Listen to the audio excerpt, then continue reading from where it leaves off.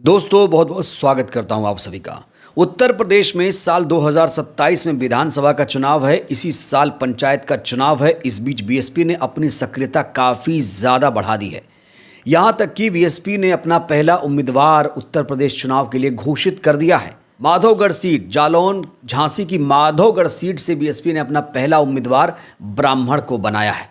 लेकिन जैसे ही पता चला कि बीएसपी उत्तर प्रदेश चुनाव में बहुत ज़्यादा एक्टिव है, इस बीच जांच एजेंसियों का दुरुपयोग भी खुले तौर पर शुरू हो गया है।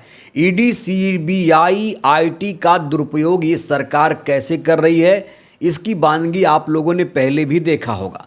लेकिन अब जब बीएसपी ने अपनी सक्रियता बढ़ाई तो फिर से बसपा के खिलाफ ईडी, सीबीआई, आईटी को एक्टिव कर दिया गया है। दोस्तों, इस समय की सबसे बड़ी खबर सामने आ रही है, जहां पर बीएसपी के इकलौते विधायक के घर इनकम टैक्स की टीम पहुंची है। तस्वीरें सामने आ चुकी हैं। इन तस्वीरों को आप देखिए। 50 से ज़्यादा अफसर पुलिस के साथ जांच कर रहे हैं। इस खबर को देखिए, बहुत अहम खबर है। यहाँ पर बसपा के इकलौते विधायक उमाशंकर सिंह के घर इनकम टैक्स की रेड पड़ी है। 3 दर्जन से ज़्यादा अधिकारी छापेमारी कर रहे हैं। कहा जा रहा है कि बुधवार सुबह 7 बजे से 50 से ज़्यादा अफसर गाड़ियों से विधायक के गोमती नगर आवास पर पहुंचे हैं। पुलिस भी साथ में मौजूद है। आयकर टीम ने विधायक के आवास को घेर लिया है। किसी को भी अंदर या बाहर जाने पर रोक लगा दी गई है। अफसर विधायक के आवास के अंदर फाइलें, इलेक्ट्रॉनिक डिवाइस, रिकॉर्ड्स खंगाल रहे हैं। कहा जा रहा है कि आयकर विभाग वित्तीय लेन देन और संपत्ति से जुड़े दस्तावेजों की जांच कर रहा है। हालांकि विभाग की ओर से अभी कोई भी आधिकारिक जानकारी सामने नहीं आई है।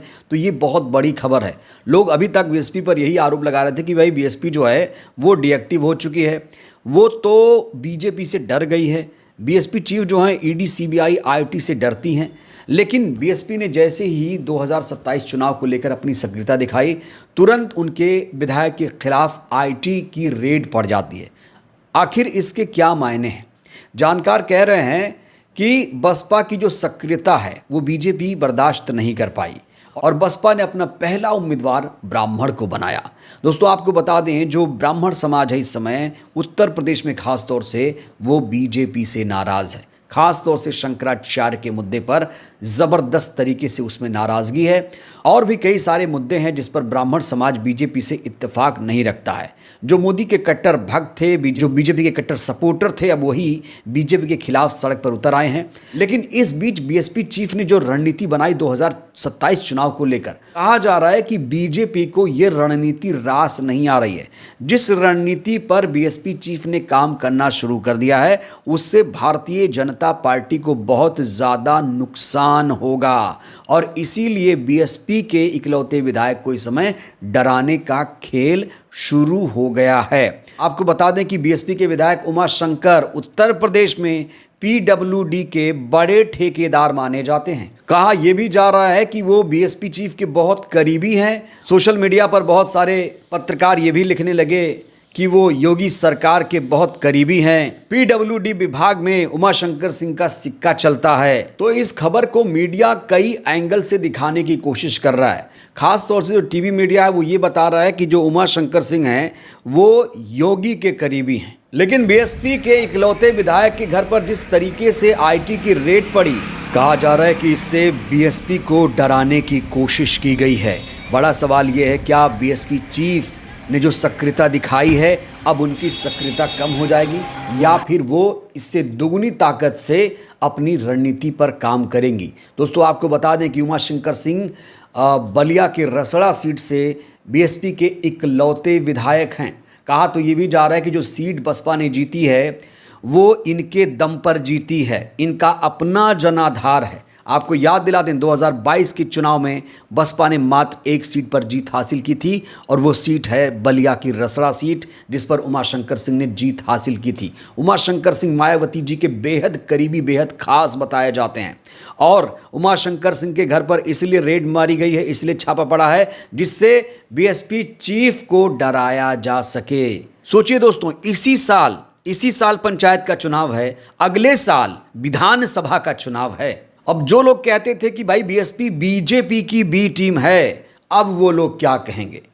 इतने सारे विधायक हैं उत्तर प्रदेश में, किसी पार्टी के खिलाफ कोई भी कार्रवाई नहीं की गई, किसी पार्टी विधायक के खिलाफ कोई रेड नहीं की गई। बड़ा सवाल यह है कि बीएसपी विधायक के खिलाफ ही रेड क्यों की गई? तो इसका सीधा मतलब बताया जा रहा है कि बीएसपी की सक्रियता, जब जब बीएसपी चीफ सक्रिय होती हैं तब तब उनके खिलाफ जांच एजेंसियों को लगा दिया जाता है, जांच एजेंसियों को उनके खिलाफ एक्टिव कर दिया जाता है। वहीं इस पूरे मामले पर बीएसपी के इकलौते विधायक उमाशंकर सिंह ने कहा है कि ऐसे कार्रवाई से मैं डरूंगा नहीं, मैं पीछे नहीं हटूंगा। हमने कोई करप्शन नहीं किया है, हमने कोई भ्रष्टाचार नहीं किया है, सांच को आंच नहीं, और एजेंसियां जो चाहें वो करें, हम पीछे हटने वाले नहीं हैं, हम डरने वाले नहीं हैं, हम बसपा के साथ ही रहेंगे। हम बसपा के साथ थे, बसपा के साथ रहेंगे और फिर से रसड़ा सीट से हम चुनाव लड़ेंगे।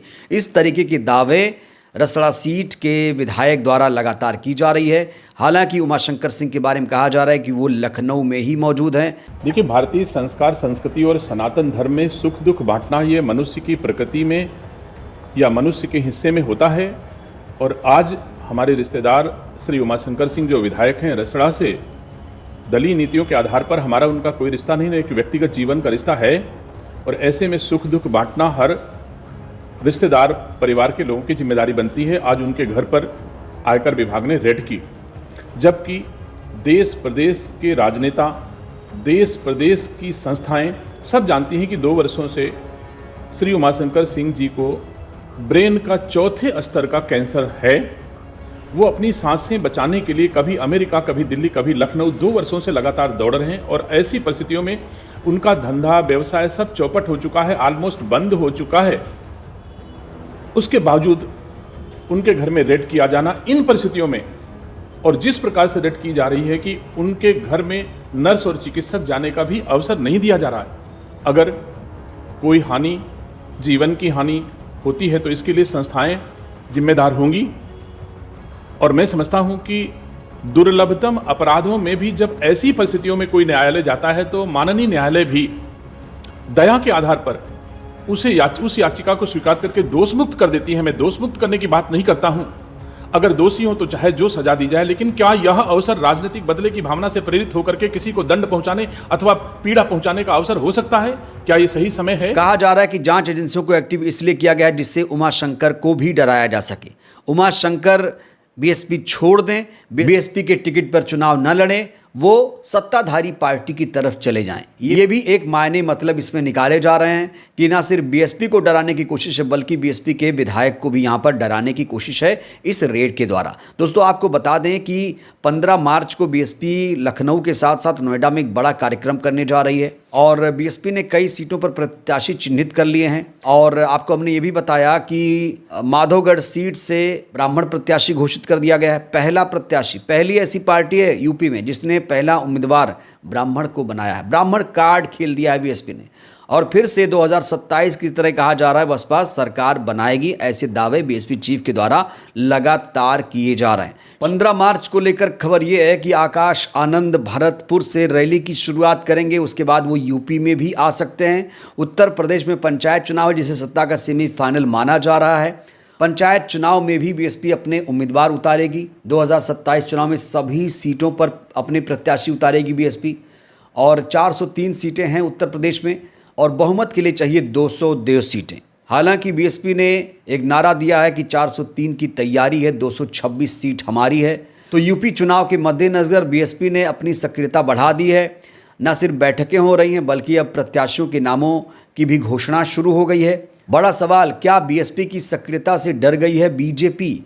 आपको बता दें, जो आईटी होती है, इनकम टैक्स, वो केंद्र के अधीन आता है। केंद्र के अधीन कहा जाता है कि मोदी शाह बीएसपी की एक्टिविटी से डर गए हैं, इसीलिए इनकम टैक्स को यूपी में भेज दिया गया, लखनऊ, राजधानी लखनऊ में भेज दिया गया, जिससे बीएसपी पर दबाव बनाया जा सके।